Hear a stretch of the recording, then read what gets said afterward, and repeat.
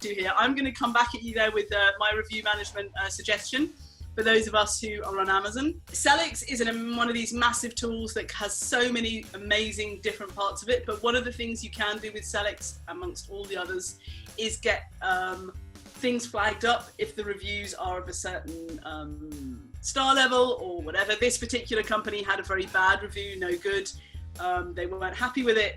The great thing with Amazon, and again, we're looking at a human process as well as a tool. Sellics, especially at scale, will ping you if you're getting reviews under 2-3 stars, whatever you set up. As an Amazon seller, that's going to hurt your selling algorithm. That's going to hurt you in your ranking. So you really, really need to sort it. And often there are ways of looking at the seller who left the review and managing to contact them and trying to change their mind and give them the love and help solve their problems for them. And that's where review management with Amazon companies, of course, you can automate it with that type of functionality, and you can send emails as well. But you often need to have a human intervention to get the best outcome for your company. And that's where resourcing plays a really big part in making sure these tools are used effectively.